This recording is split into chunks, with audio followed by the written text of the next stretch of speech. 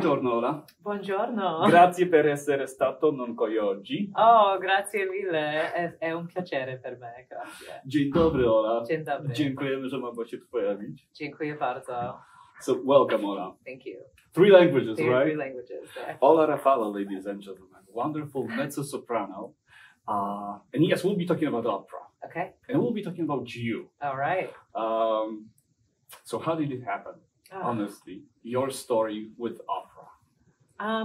Honestly, I was a child that couldn't sleep at night. So my parents would put on the classical music station and be like, just spać, idź spać. Nie możemy like mieszkać tak. Yeah. So they would just turn on the music and it was always WFMT Chicago, classical music. And I fell in love with classical music. And that is something that really grew in me over the years. And then many years later, I came across a CD that said La Divina on it. And it was this beautiful Maria Callas, of course. Yeah. And I didn't know anything about opera at that time. And I listened to it. And the first listening, I didn't get it. I don't blame you. As a teenager, it's hard to fall in love with opera, with this style of singing. Yes, but I knew that I'm a young, ignorant person, and there is a reason why the entire world has been obsessed with this art form and her specifically. So I gave it another listening, and after the second or third time, something changed, and I fell in love with her voice. And I started singing along, and all her arias, and I thought Maria Callas is the reason that I am a singer. So you can actually point to a specific moment in time when your journey began. But as a child, did you play any instruments? Yeah. So like I said, I fell in love with classical music, and I started playing the flute. I started out on the tuba. I played the flute. I really was very into it, very into that. And, I was in band growing up. And marching band. And really? You did marching band in high school? I did, yes. What were you playing? I played the flute and the piccolo, and then I was the drum major. Nice. Yeah, I was very into it. So you knew a lot about music. Yes. It was not you. But did you know that you can sing beautifully, that you have mastery of? Well, not really. I mean, I was in choir and, those things. And it wasn't until it was time to apply for college that I realized I didn't really want to play the flute as much as I wanted to sing. But at this point, I hadn't really taken private lessons. So I was preparing auditions for college as a singer with 1 month of voice lessons. Wow. Right. But I got in because it was just natural. I actually could do it. And so that's how it started. Where did you start? Roosevelt University. Roosevelt University. Awesome. And you're a mezzo-soprano, and explain where that fits in the spectrum. Right. So, well, there's so many different Fox, especially for women. There's a lot of different subcategories, but the main ones are soprano is the top, mezzo-soprano is in between, and then there's contralto as well. Some people are kind of both contralto, mezzo-soprano. It's kind of like a little bit. It's very rare to be a true contralto, these days. But people will categorize me as either one. Okay. And you're a dramatic mezzo as opposed to lyric. Correct. How does that distinction work? So lyric mezzos sing lighter repertoire. They do a lot of pants roles, we call them, where you sing as a boy. So it's very like a more youthful, lighter. Voce argenti. Exactly. And so dramatic mezzo is kind of closer to dramatic soprano in that it's a very big sound. The roles are usually villains or women that are a little bit very powerful, witches and all kinds of interesting ladies. Okay. So, yeah. Yeah, because lyric soprano would sing more kind of Puccini-esque, right? People in love. And dramatic. Heroic, more, yes. Yeah. Awesome. What is your favorite role? If you had to pick one. That's really hard. To be honest, my favorite role is Charlotte in Werther by Massenet. Wow, I would never guess that. Yeah, I would say you're going to be Carmen. I know. You saw Carmen so many times. That's true. Expertise in that. That's true. I love Carmen. She's near and dear to my heart. I will always be Carmen.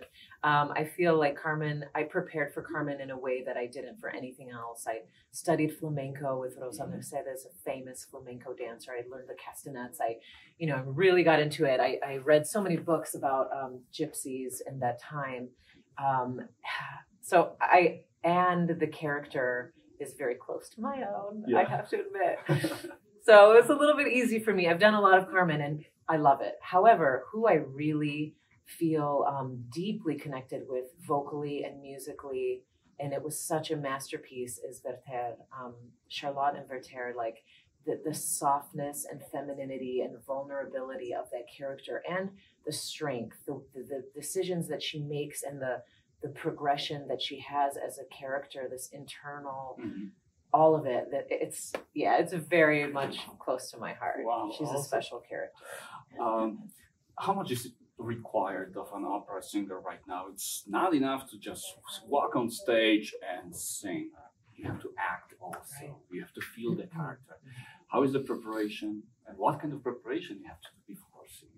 So much preparation. I think it was always that way, but we like to think that everything's different now because it's so much more immediate. And to create any character, you have to really understand what the story is trying to say. And the music, fortunately, in straight theater, you don't have the music to tell you that. You have to deduce it yourself and analyze it.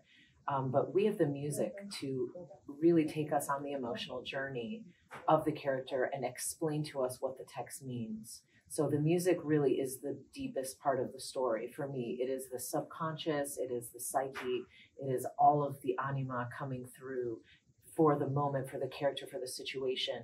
So we get that amazing tool as actors to just flow with the music. That's all you need to do. Of course, the preparation is very deep. There's the linguistic preparation, the dramatic, the historical context, the study, the memorization. So every time you work on all of those aspects? Not every time, separately. I work in layers. Everyone does it differently. But you really, there's a lot of layers. Who you're singing, why, exactly. The language. I guess that's one of the reasons you learned Italian. Absolutely. To be better prepared. Yes. And the other languages that I sing in, I can get by. If you drop me in France, I can, order something to eat and be okay. I won't die. But the deeper language. How about this Slavic repertoire? By being Polish, of Polish ancestry, I think that a lot of producers, a lot of Americans kind of look at you. You should be specialist in Russian opera or Czech opera. Is that the case? There are so many great Russian singers already in those repertoires. I do sing them and I love them, and I have an amazing Russian coach, and she tells me I have a Russian soul, and we do great things together. We're actually working on a project. Her name is Irina Fektistova. She's an amazing pianist from St. Petersburg. She's here now. She's a coach. She's phenomenal. And she's also an amazing soloist, not only a great collaborative pianist, which is a rare quality. And so we're working on a project together that's going to be Chopin songs and Rachmaninoff songs. Wow. Because these are the two composers that we both feel the deepest connection to. And I think that the Slavic repertoire is very special to me. The history is intense, of course, history is continuing, but the stories of the people and the bloodlines that have mixed through the different mixing of the borders over the years for reasons we don't need to talk about. The way we look at the world is pretty much the same. There's we perceive it from a very unique perspective.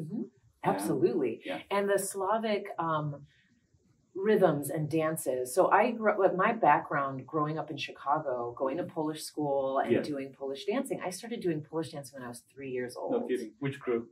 It was, I went to Maria Konopnicka Polish School on the south side. And then I went to, it was Five Holy Martyrs, and it was Wesoły Lud. Awesome. So that's like where I started singing and dancing from that age, and for many, many years. So the Polish folk music is a deep love of mine. When I was a child, I thought, mazowsze is my dream life, and then I found opera, but I still have that in the depths of me. That's why I love interpreting Chopin's music, because it is very folk-based, and there's a lot of Russian composers that did have some of that influence too, Slavic music, folk-based rhythms. So I don't know, it feels very special to me. So yeah. Since we're talking about your Polish side, let's talk about Lira singers. Because a lot of Polish audiences sees you performing with them. Yes. So talk about them. Yeah, it's been great. My first performance with Lira was many, many years ago when I was first learning how to sing, and I joined this group, and it was a great experience. I learned so much about performing from them. And then I went away and had a lot of success singing as a soloist. I'm coming back now to Chicago area.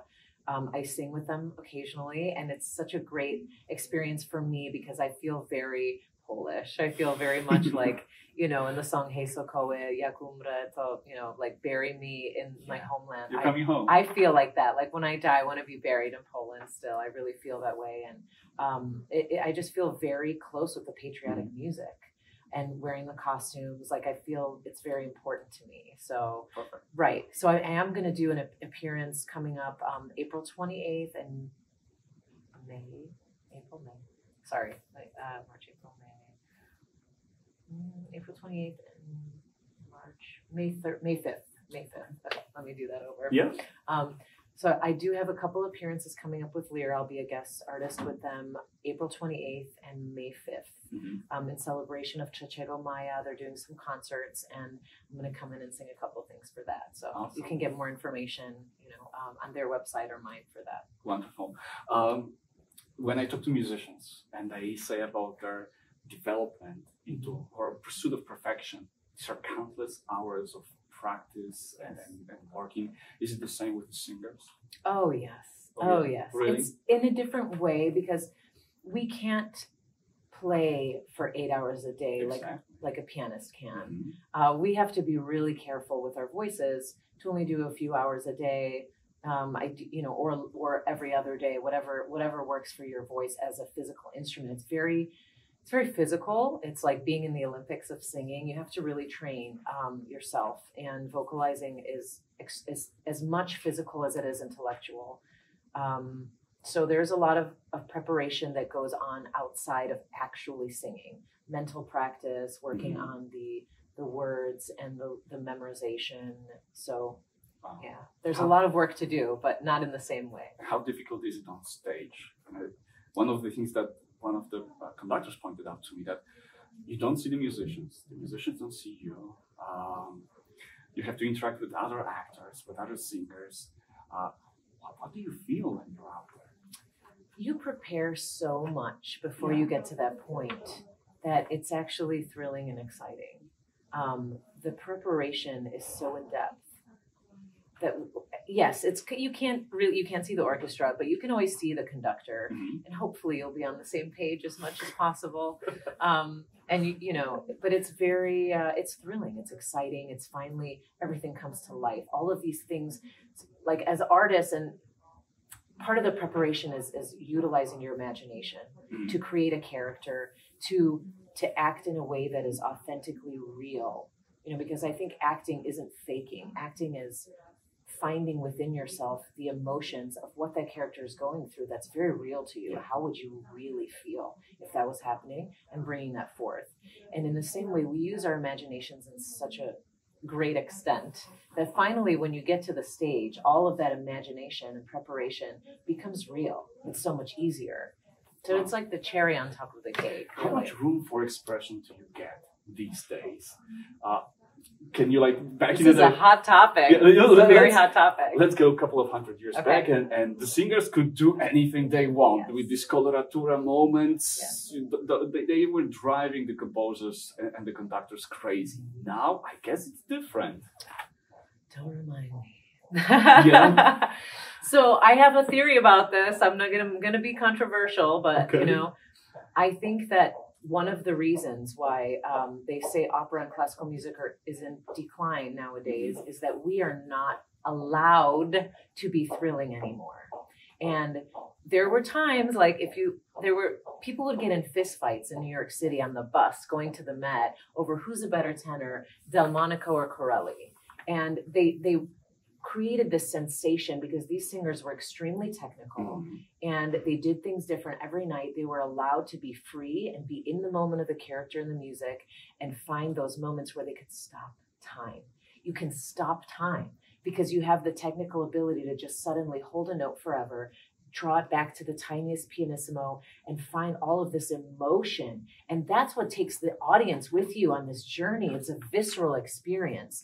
So when you have a situation where we're like, okay, well, we can't go overtime, the union and this and that, and so we have to be academically correct, and every performance is in the same, it takes the life and breath out of it, and music needs life and breath, and it has to have that expression and that ability to stop time. Timing is important, but you have to be able to suspend it sometimes, and that's my big theory. So I get frustrated with that. That's taken away from the audience. Yes. Right now. Not always. Sometimes you find a conductor that really allows you to do that, and it's absolutely magical. I hope we can do that more. I hope people can go back to looking at why was opera so successful in this time period. There were multiple golden ages of opera. It wasn't just once. It happened, and then it would go away, and then it would come back. And I hope that people can study those times and figure out what they were doing right, like that, and go back to it, because I think there's so much potential for the audience to really pick it up again in that way. And one of the conductors that I love working with, that I'm so excited about, that gives you that experience, is Francesco Lecce-Chang, who I'm doing the Mahler Second with in the Eugene Symphony this spring, which I did my first Brangena and Tristan and Isolde with them. And so I'm coming back. Awesome. And he's very much the singer's conductor that, like, you make these great moments where it feels like time stops, and it's just so exciting. Let me ask you another controversial question. Okay. How competitive is it in the soprano, as a soprano market? Is the competition really that fierce? Is it possible to have friends among your peers? Oh, sure. It's possible to have friends. The competition is fierce. I think everyone's personality interprets all of that a little bit differently. I'm not a very competitive person. I'm more of like a, I want a very nurturing. I do music because it's healing. Like, this is how I feel about it. So in competitions, it was challenging for me to go in and feel all of the emotions of everybody that really wants this so bad and still do my best, because I felt like I was going to take something away from someone. I'm not competitive like that. So if I look at it that way, it doesn't work well for me. I try to just focus on the music and honor the music and my expression of it. And that's the approach that I take. And good things will come. Right. Yeah. And it is pretty competitive. There's a lot of us. There's a lot of singers. There's a lot of really good ones. And it's a strange industry with a lot of strange things going on. So you just try to keep your focus and hope for the best. Be professional. Yes. Yeah. Your decision to become an opera singer pretty much brought some horrible things on you, in my opinion. Also, you decided to be a nomad. You will be singing in Eugene, Oregon, the other side of the continent. You will be living there for weeks, if not months. Well, this one's a short one, so I'm only there for a week. Oof. Yeah. But I believe if you get a commission, if you get casted somewhere at some opera house, you pretty much have to forget everything, pack and move. Right. How difficult is that? It's really difficult. It's really difficult. You pay the price to be an artist. You pay the price in everything you do. There's consequences to every decision that we make. And everything I do, I try to think, is the price that I will pay worth it for me to have this? Yeah. So that's a very common experience. However, with singing, it's really challenging, that aspect, especially if you have a family. It's really challenging. You have a family, yes. I have a child. Yeah. And so I think I put my career a little bit on hold for him. Now I'm kind of picking it up a little bit more, but for a while I was very reluctant. And not only are you kind of reluctant, but even if you're going for those opportunities, let's say you're still auditioning, but half of your spirit is feeling like, oh God, I kind of hope I don't get this. It's really easy to self-sabotage, right? Because there's a part of your spirit that's like, I don't know if I want to be away at this crucial time for my child or my whatever you have going on. So it's a very interesting journey. Yeah, those are the sacrifices. Right. Wow. Well, you also teach. I do. us about that aspect of your work. Are there still people, who are aspiring young girls, perhaps, wanting to be you when they grow up?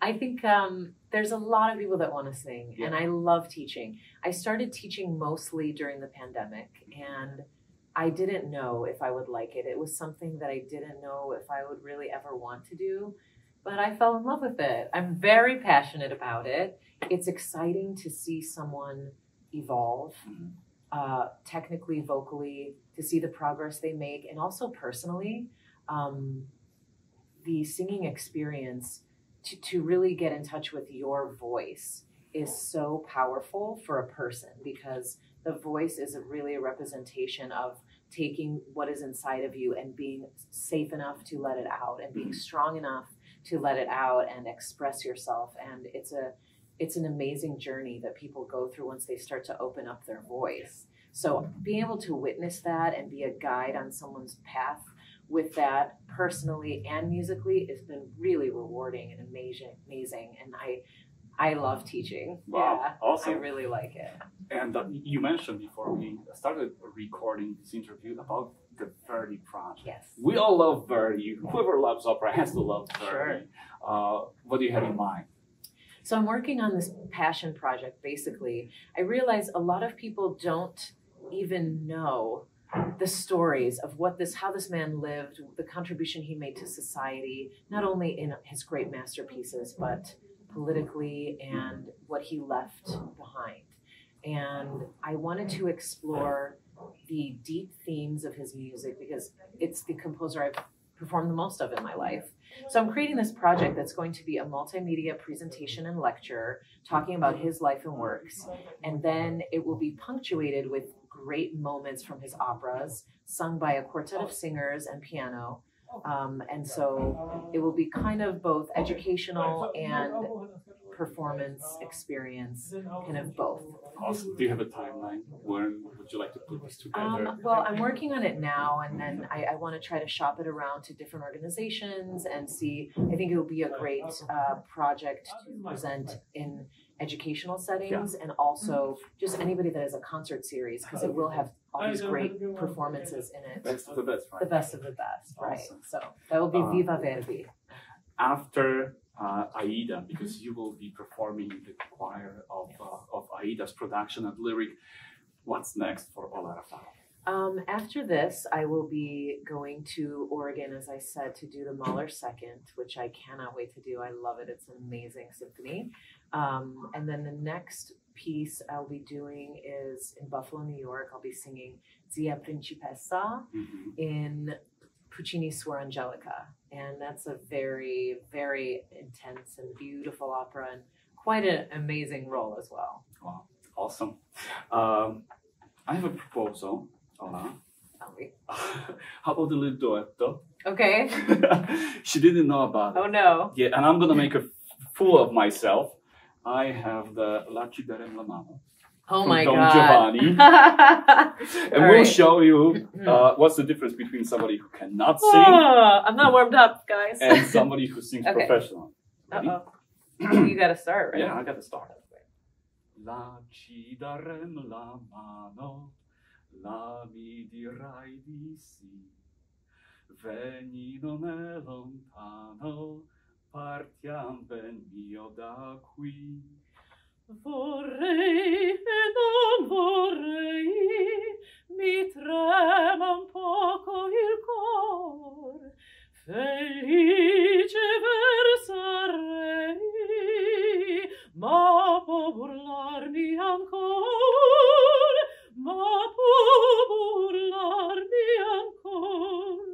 Venimi bel diletto, Mi fa pietà, vasetto, io cancerò tua sorte. presto non son più forte, non son più forte, non son più forte. Vieni and so on. Thank you, Ola. That was awesome. Thank I had waited for that the entire Oh my interview. gosh, you surprised me. That was super fun. That was awesome. Thank you so much. Ola Rafalo, a mezzo-soprano who speaks Polish, Like, she's a daughter of Polish family from Białystok. That's right. We're all so proud of you, Ola. We Thank can't wait you. to hear you sing at Lyric. And please come back before your future projects. Thank you. My pleasure. Thank you so much for having Ola me. Rafalo.